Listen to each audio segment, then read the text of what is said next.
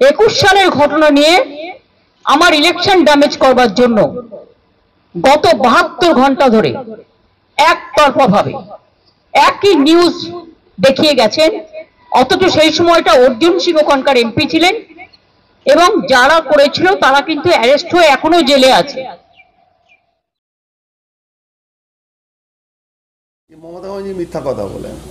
মমতা ব্যানার্জি মানে বাংলার মানুষের দুর্ভাগ্য, আমারও দুর্ভাগ্য, আমি বাংলা নাগরিক হিসাবে বলছি, একজন মুখ্যমন্ত্রী জানেনই না কি কোন বিধানসভা অরিয়াদা কোন লোকসভার মধ্যে পড়ে, কে ওখানকার বিধায়ক, কে ওখানকার এমপি, উনি জানেন। এমপি এমএলএ লড়াই করছে, উনি অর্জুন সিংকে ওখানকার এমপি বানিয়ে দিয়েছেন। 2021 সালে ভিডিও উনি বলছেন ভালো, 2021 সালের পরে তো উনি মন্ত্রী আছেন, মুখ্যমন্ত্রী আছেন, পুলিশ মন্ত্রী আছেন, তো কেন তাদেরকে অ্যারেস্ট করেন?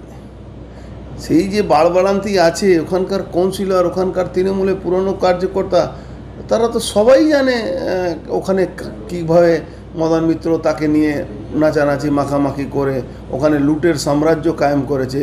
কল সেন্টার থেকে নিয়ে পুকুর ভরাট থেকে নিয়ে কি হয় না ওখানে।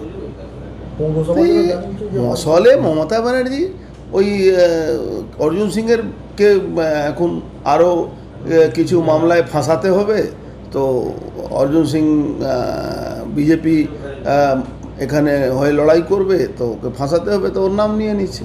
তো অত সোজা নাকি 165টা মামলা করে উনি আমার কি করতে পারলেন?